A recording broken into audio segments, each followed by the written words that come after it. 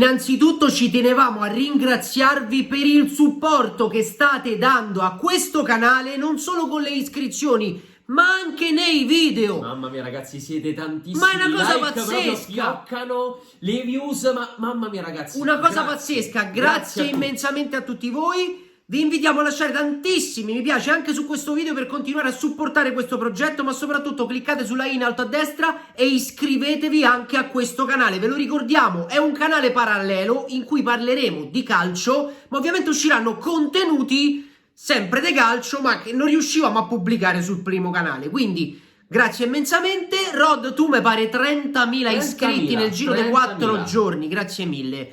Detto ciao questo, ragazzi e ben ritrovati.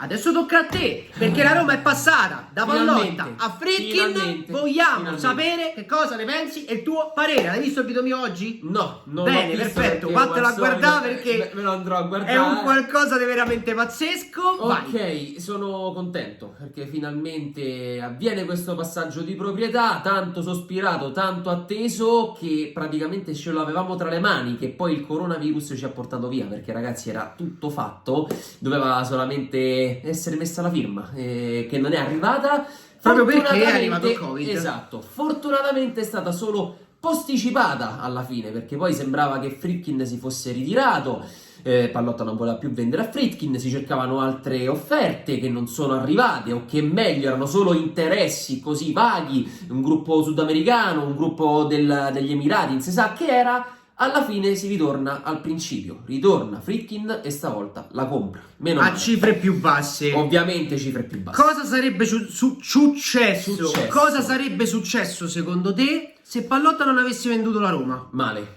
Sarebbe stata secondo me una fase di transizione dove si cercavano degli acquirenti. No, ma o comunque si cercava almeno di inserire capitali freschi. Esatto, ma in quel momento però la voglia della dirigenza, quindi di Pallotta in questo caso, si vede che non era più la stessa di prima, ormai era demotivato, non aveva più nessuna intenzione secondo me di investire nella Roma, era arrivato forse al limite delle forze, stremato magari dal progetto stadio che è mancato secondo me, perché magari fosse arrivato già a compimento il progetto stadio, non avremmo parlato oggi di Pallotta che c'è della Roma, probabilmente. Sicuro. E poi magari i risultati sportivi che sono mancati, tante scelte sbagliate, e quindi Pallotta si ritrova a cedere la Roma.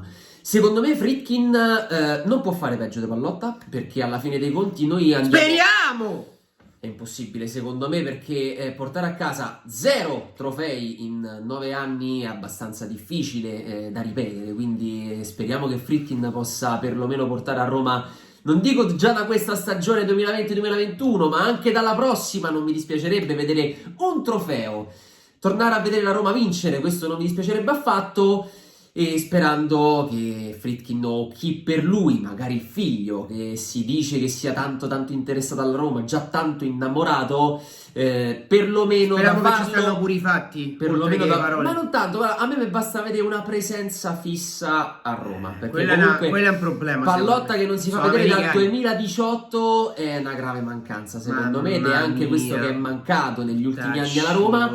E spero che Friedkin, Dan o Ryan, insomma padre o figlio, possano essere una presenza fissa qui a Roma, di modo che si veda la società come si deve, perché secondo me quella è la cosa fondamentale. C'è possibilità di ritorno di Francesco Totti? Sì, lo ha detto lui stesso a suo tempo, ha detto che potrebbe valutare un'eventuale offerta di Friedkin. Dipende in che ruolo secondo me, perché se deve fare un ruolo come era prima, diciamo, con Pallotta, che non era né carne né pesce, secondo me non fa bene né alla Roma e né a lui stesso. Io non sono contro il ritorno di Totti in società, però deve avere un ruolo ben definito, si vocifera di una reintegrazione anche di Petraghi a livello di DS, che io sarei anche d'accordo sinceramente. Avevo anche sentito insomma più gente possibile fuori anche a livello di organigramma, quindi magari uno snellimento di tutte le persone che sono presenti. Anche Baldini potrebbe esaltare, e sinceramente direi meno male arrivati a sto punto, perché è stato l'uomo di fiducia di Pallotta sotto qualunque tipo di decisione, e qualcuno deve pagare per tutto quello che è successo. Magari ecco, sarebbe il caso che anche Baldini saltasse e che si passasse ad altro.